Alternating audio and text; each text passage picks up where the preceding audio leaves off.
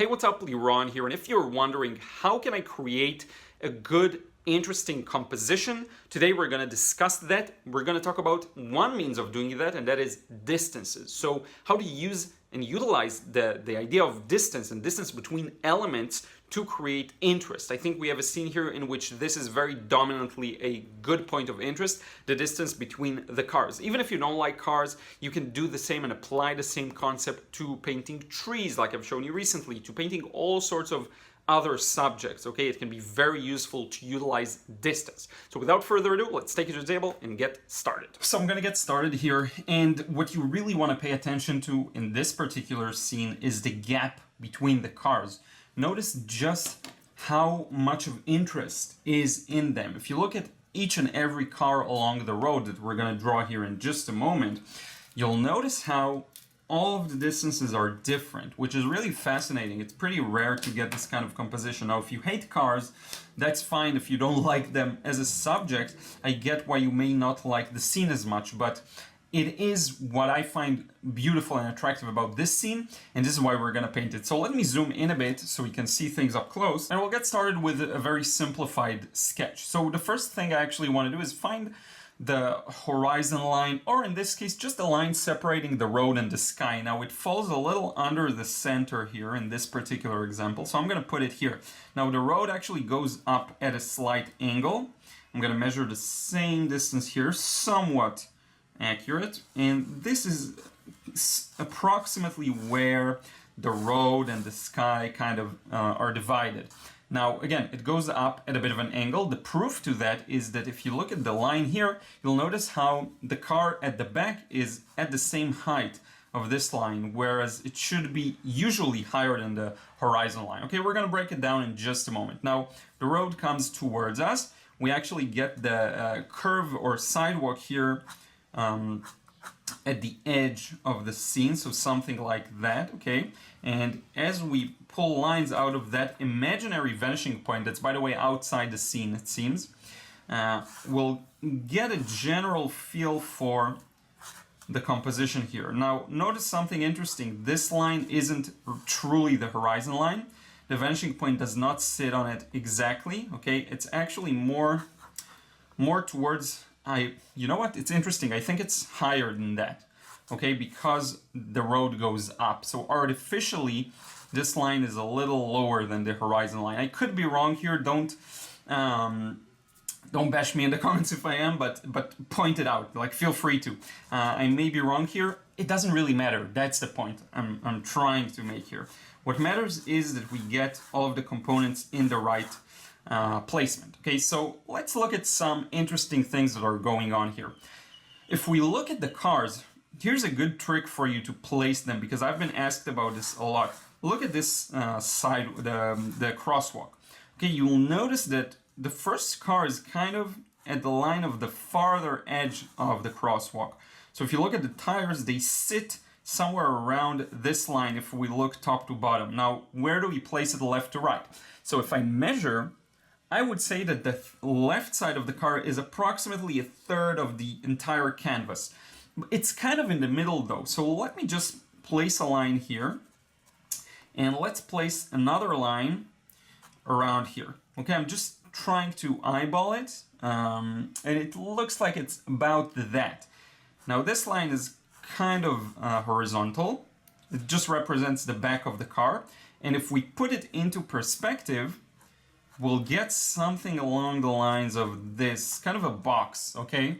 I'm trying to still keep this fairly simplified, but we will add some more details in just a moment. Let's place another car. So now that we have this one, it's a little easier to place in the other one. So we have this car on the left that intersects with a part of this car. Now, this isn't the height of this car, by the way. It goes all the way up to here. So let's just put that in very basically, just a very complex box, but still a box nonetheless.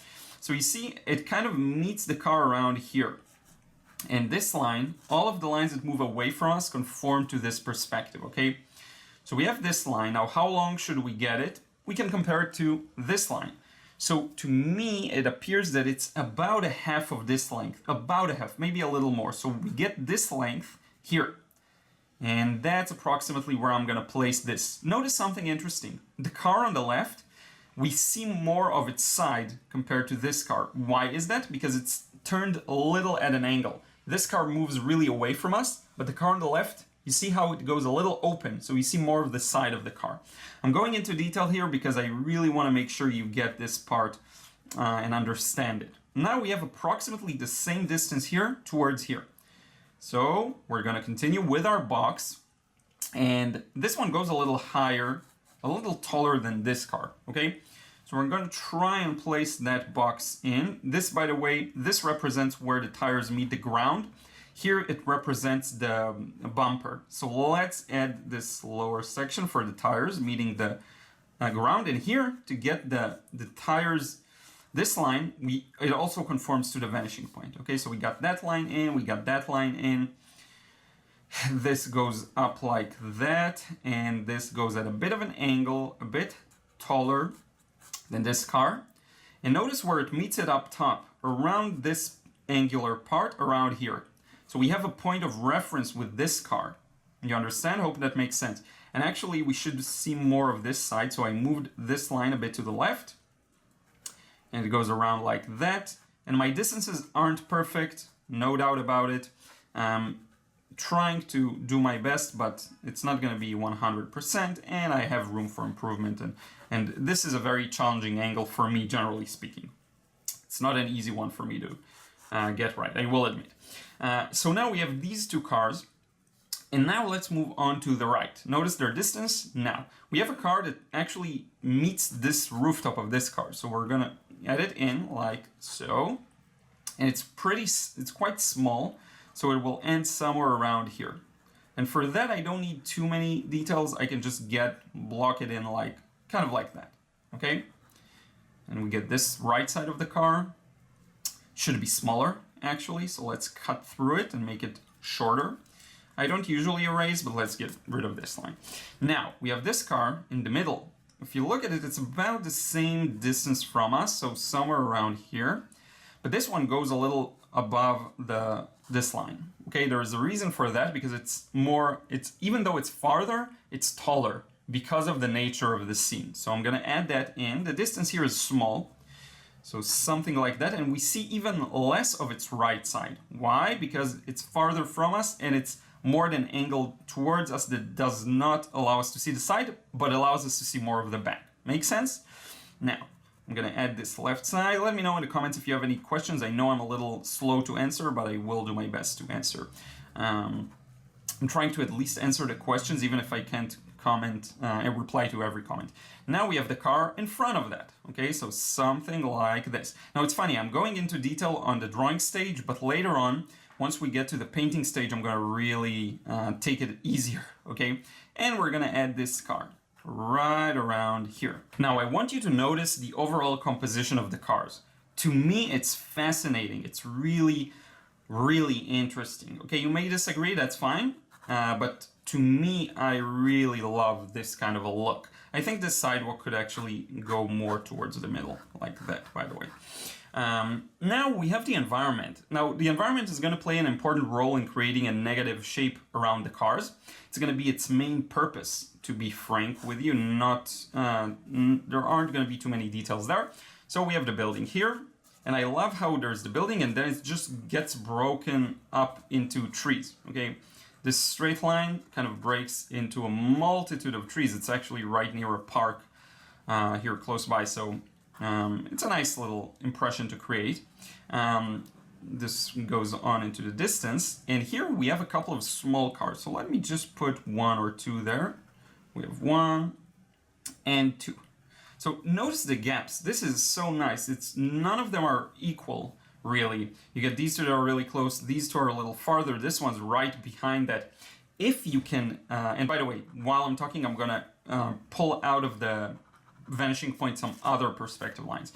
But if you can get to a point where your paintings have these interesting gaps in them, where all the elements are spaced unequally, that can really help creating interest. Okay, it's a very important component, whether it's trees like we've seen in a recent video, whether it's a different element, it doesn't really matter. What matters is the placement, the spacing between elements, it just makes a huge difference, okay?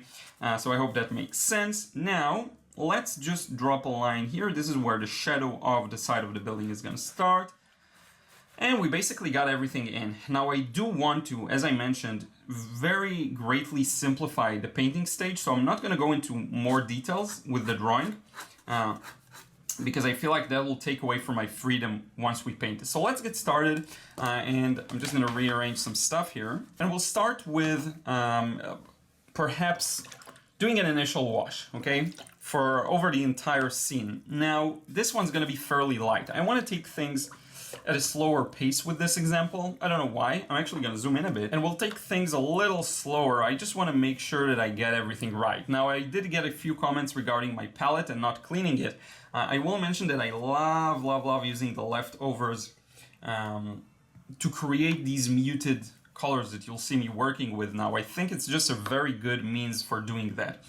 Now, I'm going to go with, again, a pretty muted color scheme. When you look at these kinds of scenes against the light, pretty much against the light, you get a strong sunlight kind of in the middle, the road is fairly light. What happens is you often get very muted, dull shadows. So I'm going to play to that and use a fairly muted color. I'm going to cover the sky as well, so we have to keep it fairly muted. And let's get started, see what we get. So I'm going to start like this. And I'm actually not working at an angle because this is such a small piece of paper that I'll be fine. Though you could at an angle, I could very easily just put something under this. You know what, let's do that. Sorry for breaking the process many times, but let's go for that. And I'm just covering everything up. Now, as I get to somewhere around here, I want to start leaving some highlights that I see. So around here there aren't any. I'm going to move this line all the way to the bottom. We do have a car right there in the distance, so let's leave a highlight for that. But aside from that, it's all the sky and the shadows by the trees. So I'm just going to paint negatively around the cars I have here. I'm not switching to a smaller brush. I want to keep this fairly loose. And I want to keep my own feeling of freedom. That's a good trick for you if you find that you lack that freedom. Just work larger brush, smaller paper. It can really help doing the trick. So I'm going to cover up this entire building, this entire side here. And we're going to continue all the way down to where I said the shadow is going to be, which is around here. I'm going to leave this as a highlight, this as a highlight. Just a few, let's get rid of this. Just two small highlights within the building. And now, as we get to the cars, we're going to paint over everything that's highlighted. So I'm actually going to merge together. So let's work carefully. Backside of this car is in the shadow. The sidewalk here is not in the shadow. We have this kind of line of the sidewalk, the curb. And we're going to fill in this car. This window is partially in the light, so I'm going to cover up the shaded parts. Right side of the car, let's go at it like this, add this detail around the tire. And front tire around here as well. Now what's gonna happen is I need a gradual transition here from dark to light. So I'm gonna try and play to that. I know I may be taking a risk by leaving so many details and so many highlights for this for this first stage, very initial wash, but let's try it out. I don't usually do that, so it could be interesting. So anyway, we have something that's a little darker around the foreground, but as we get higher, I'm going to dilute it, make it lighter. I'm going from bottom to top, which is less common, but is possible, as you can see. And I'm just gonna blend it all the way into pure color. As you'll see now, you see pure color around here. Pure water, sorry, not pure color. Let's see, and then I'm just gonna add a couple of the shadows on the cars here. So carefully, we have this tire here, bottom of the car, right around here, bottom of the car, back side of the car, around here, cover it all like this. We do see the tires and a shadow underneath them, so let's get that in. This car is mostly lit at the top, but it does have this shadow and the shadow underneath. That's very important. This car is cooler, it's more in the shadow, so let's add a bit of cooler color to it, like so. And same thing for the shadow under the tires. Probably as accurate as I need it. It's not too accurate, but it's pretty accurate, like that. And I think with that, we do have a couple of these here, so I'm going to put them in. With that, we're done with the initial wash, I would say. Let's see what we have here. No, this is good. I think this is good. We're done with the initial wash. I'm going to let it dry, and then we'll start adding in some more important details. So the initial wash is dry, and what we have to do now is go over the darker areas and darken them even more. And it's going to be most of these areas here around the cars and the buildings and the trees, leaving out some highlights. Now, here's a trick question for you. Why was this initial wash even necessary if we're gonna pretty much darken this part and this part and this and this and all of these parts are gonna be darkened, so many of them? Why was that initial wash necessary? Think about it for a few seconds. Now here's the answer. There is something to creating a first wash that really unifies the whole painting together. It binds it together. It gives it this feeling of evenness all throughout. And if you start working right off the bat, alla prima, filling in areas, you compromise over that. Now, I just showed you a short while ago a video showing the alla prima process. Why am I doing this? Because I want to evoke many parts in you and many different approaches that you will give them a try. So one of them is this more even approach, but another approach can be a little more direct. So you want to try out both, see what works for you. For example, this area here, getting that gradual transition and having the road well lit here would have been harder to get if we had to paint around many shapes. Or alternatively, it would feel detached from the rest had we just gone and done that and then added the rest. You see, so there is a trade-off here, a balance that you want to play to. So this is why we do an initial wash, binding the whole painting together, giving it the similar color scheme, just connecting it, okay? This is why we did it. That's the answer to your question. Let me get rid of this. We won't need the angle anymore. And what we're gonna do now is start, as I mentioned, darkening. So I'm gonna start with the trees here because it just looks to me personally like a relatively simple shape. Now it's a green, but it's a very muted green. So I'm gonna mix a bunch of colors here, and remember, mixing is a very big part of the painting process. And if you're not taking enough time for mixing, you may end up creating inferior results. So take your time as much as you need to properly mix the right value, the right color, and then go for it and see what happens. So I'm just gonna get started here. I am simplifying, okay, this scene has a little more complexity to it, but let me simplify just the foliage for you. No need to go overboard here. I already talked about it in a recent video, but a big part of getting foliage to look good is the variety in colors. You don't just use the exact same color for everything, you vary it. So now that I opened up this area, let's change, add a bit of yellow. I can go directly here and add the yellow directly to the paper. And it just creates this interesting effect, okay? Now, while I'm doing this wash, I'm also being very careful not to end up breaking it into too many small independent shapes, because I still want to keep the painting clear, easy to read, and unified for the viewer. So what I'm gonna do, for example, is connect these trees with the trees in the far background to the right. So let me go at it a bit carefully around the cars. I do want to preserve some of their highlights. I'm not gonna break my hand over this because you can always add them with opaque paint, but let's do our best here just to cut around some of these shapes. And once we got that, I'm gonna take another brush, add some water to the mix, and help the paint move towards the farther background. So look at this, I'm gonna move the palette, and we're just gonna help it move towards the right here, and thus using a bit of a lighter value for that. And you see I even got this nice little abstract pattern. And let's fill in those small gaps around here.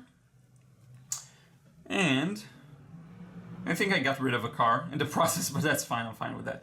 And this is done for this. So this section is kind of finished. You can use a spray gun. If you just feel like it's too tight, you just go like this and it will spread it out a bit, okay? It also ended up spreading out the left side.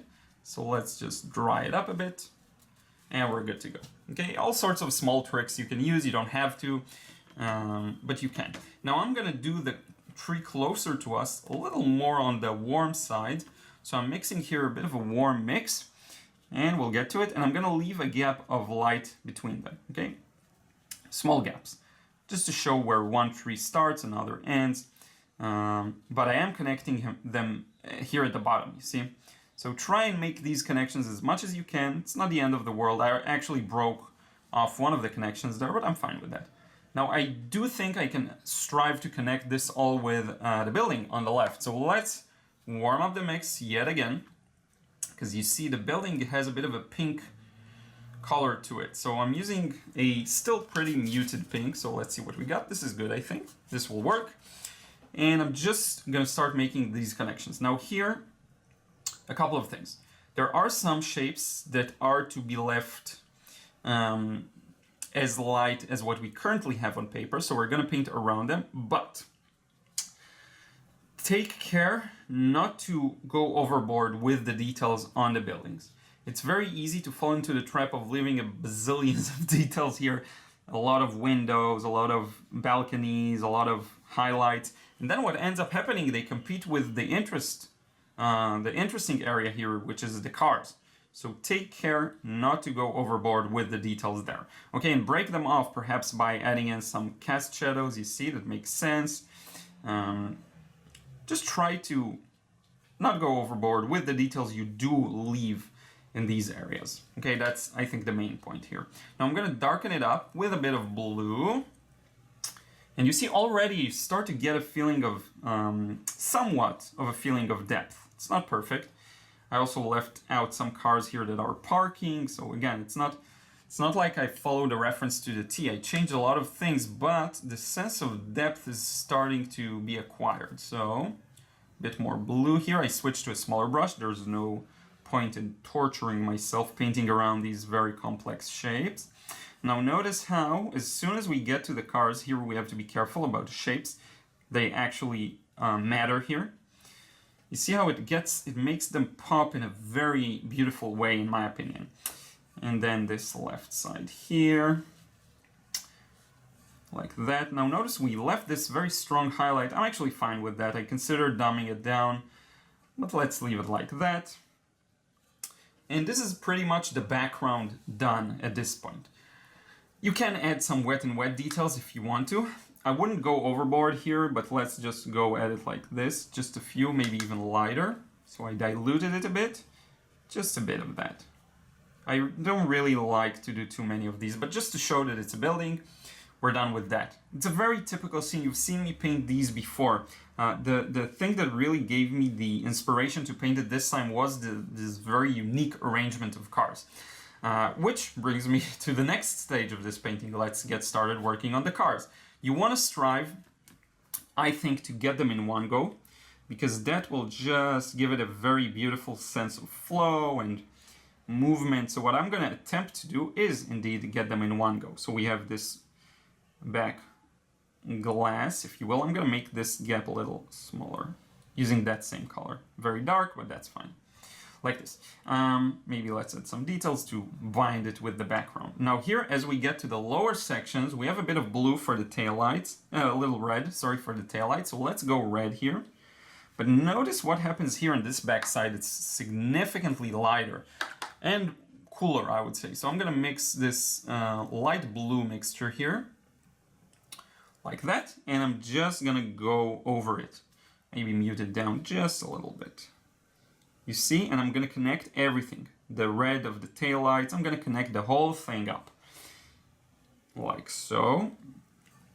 And this actually connects to the front of the car in some places, and the bottom here, and probably the tire. Now, this is where things actually, we have the mirror too, this is where things get a little darker yet again. So let me grab a bit of dark color, and we don't have to, the beauty about this stage is we have time. We don't have to worry about all the other cars yet, okay? They're isolated shapes, so we can take our time with it, and I really do want you to take your time with it to get the shape right.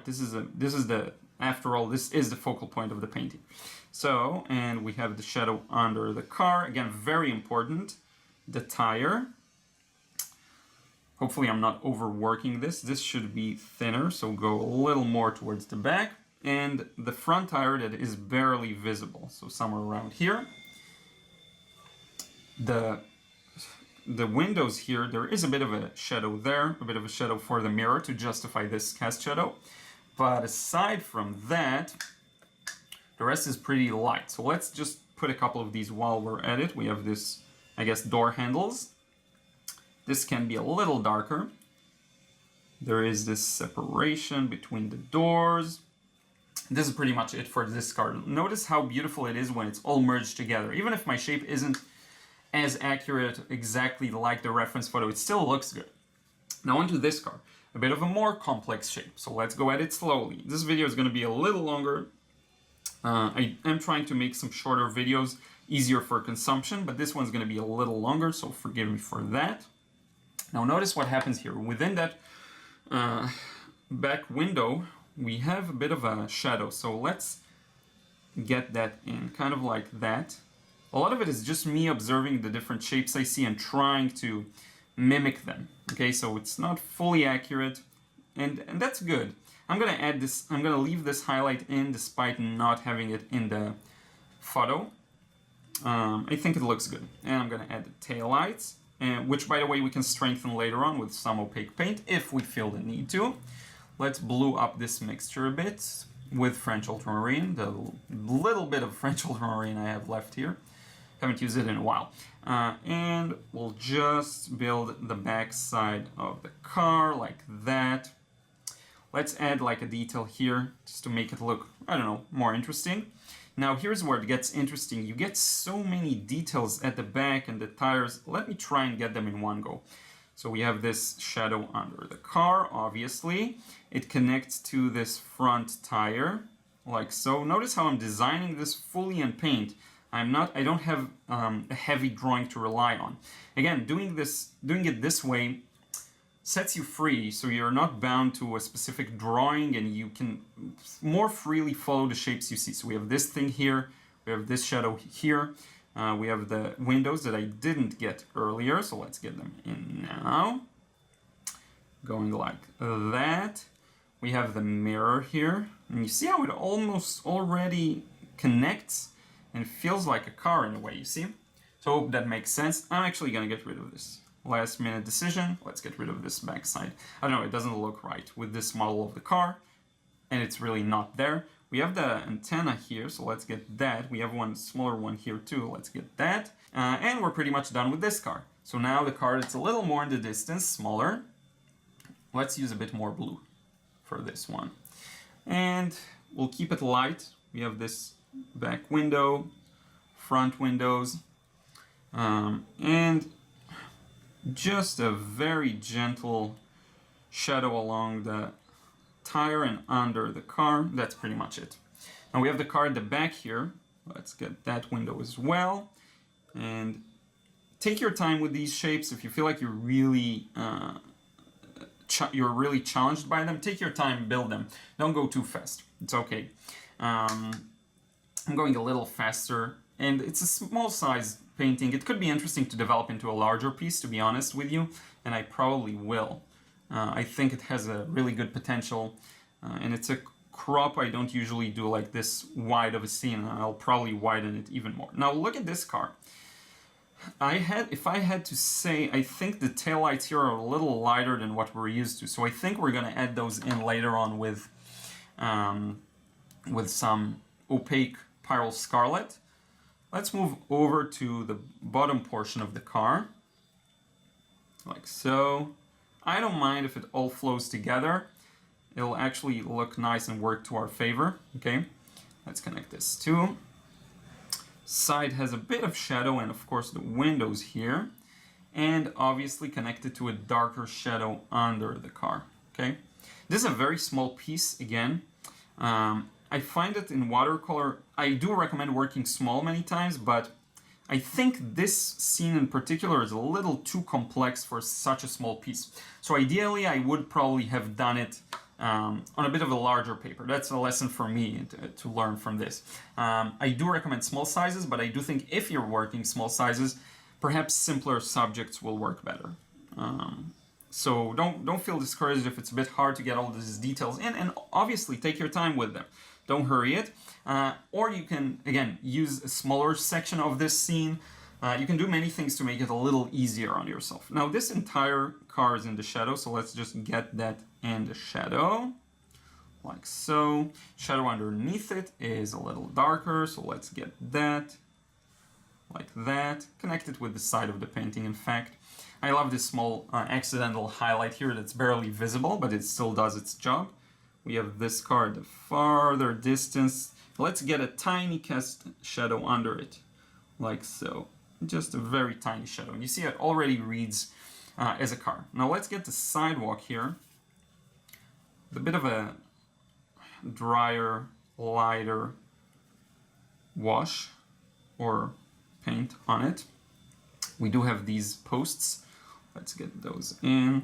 1, 2, they kind of move into the distance. Let's add one at the front here. And believe it or not, with that, we're pretty much done. You can darken some spots if you feel like you need to. I'm going to darken just this section because it's closer to us and it doesn't make sense for me that this is darker. So I'm just going to darken it a bit, like so. I don't want to completely kill the transparency in the shadows, so I'm trying to go at it a little, you know, faster and simpler. Some of my lines aren't perfect or not perfectly straight, that's fine. Ideally, you can take your time, add more details again, make sure everything is a little more accurate. Now, a couple of things you can add is just wires. It's been a while since I did it, so let's add some wires running across the street. Because it's a, you know, cityscape, you will see this kind of a thing. In fact, you do see it on the right there. Let's just go at it like this. Just add a few. Maybe one going into the distance, like that. Kind of like this. Trying not to overdo it, but it's actually great fun. Let's add a bit of a pole here to justify some of them. See? It's a very interesting composition, quite different from what I usually do. Now we have these light reflectors here. I'm gonna add them in. I don't know, they look cool, so let's just put them in. I think they'll enhance the sense of light even more. What else are we missing here? Yeah, I wanted to put in that clean, beautiful red because the person here is hitting the brakes. So I'm gonna whip out the Pyrrole Scarlet. I don't want to use the one I have on the palette, it's a little too dry. And what this will do is just gonna add another place for the eye to focus on, essentially a focal point. So we have 1, 2. If you want to take this farther, let's add another one. Now I'm considering this one or that one. Let's do it for this one. Let's go all in on that, because it's closer. You see, it just makes it feel like there's a strong light there. You could add opaque paint of a multitude of colors. So for example, let me show you one I don't show you as much, and you don't see people use as often, which is this. I have this green pale by Shinhan PWC. It's a very good one because I was looking for an opaque green that's pretty good for, you know, traffic lights and so on. So I can just add a bit of it here, and it can go a long way in showing us perhaps that there is a green light there. See? Just a bit, like that, that's enough. You could be, you know, adventurous and add some of it to the trees, but I think that's not really necessary here. That's fine. So a couple of signs there, green for the traffic, instead of a red light, which is very common. And yeah, this is it. I think now I'm gonna sign it and we'll remove the tape together and wrap it up. Now I will say, as a short side note, I do feel like it will better enhance the sense of light if I go even a little darker on this section. So here's what I'm gonna do. I'm gonna flip it, turn it around, and get started from the top and just go a little darker there, okay? Just a little, and I'm gonna stop it fast because I don't want things to start covering the rest of the painting. I do feel like it will provide a better sense of light to the middle section. So let's do that, especially here, this corner. So we're going a little darker, and then immediately I'm gonna switch to a cleaner mix of water and go like this. You see, I would probably do the same for this right side and this sidewalk. And then I'll just smoothen it out with the rest of what we already have, and it should look good. Let's flip it and see what we got. So you see, it just enhances the sense of light. Let's help it move a bit more. I'm gonna take a risk and just go with this. Just spray a bit, help it move, okay? So we'll help it move downwards. And if you are having a hard time blending, you can just use a piece of tissue and go like this, and usually it will create that gradual transition, okay? So this is pretty much done. We're gonna let it dry for a couple more minutes, then wrap it up. So one last thing, and I know I'm dragging this, but I do feel like some enhancements are due. I'm actually gonna darken the trees in the background. I feel like I wanna try it out. I do like the transparency, but let's try keeping the values a little truer to the original reference. So I'm just gonna go like this, keep it very simple, just a few simple brush marks, simple strokes, like so. I think in this particular instance, it will be beneficial, okay?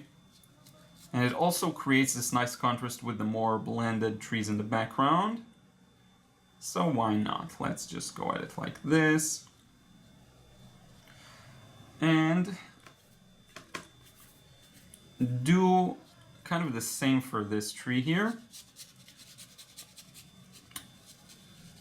And I think it looks a little better now. Now we can wrap it up. So here it is, signed. The tape is removed and off. Hopefully the frame creates some kind of a, I guess, clarity in the composition. Notice these beautiful gaps. Now, as a small bonus, notice how I didn't add any dry brush to this at all. Honestly, I think it's unnecessary here.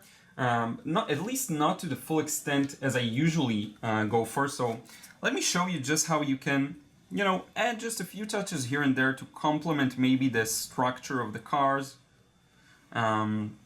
Maybe add a hint at a license plate here and there, but you don't really need much. And I think that because the scene works as a scene and as the composition, it's not really required to add all of these small details. I think the composition is very interesting, the way the cars are arranged. I love the small touches of red and also green. Notice how nice it is. Just gives you something to rest your eyes on, and it does work. You could make the crosswalk a little lighter. That's often utilized actually, just to create a sense of three-dimensionality and the different gaps. But honestly, I really like this one. It's a good practice for developing into a larger piece. I will try doing that and hopefully update you and show you a comparison of the two in the future. With that being said, now we're going to wrap it up face to face. So thank you so much for watching once again. I really appreciate it.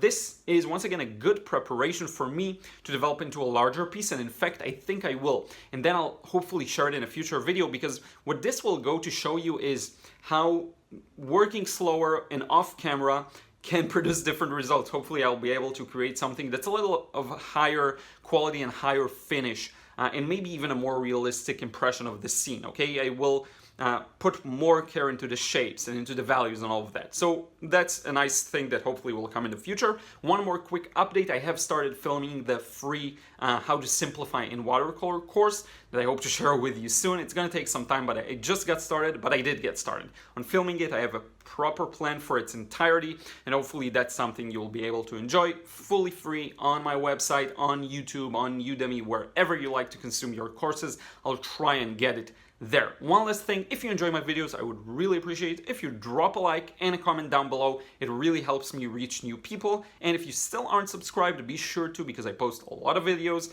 a lot of tutorials, a lot of other really interesting things. Thank you once again. I really appreciate you watching. I will talk to you again in the next video real soon.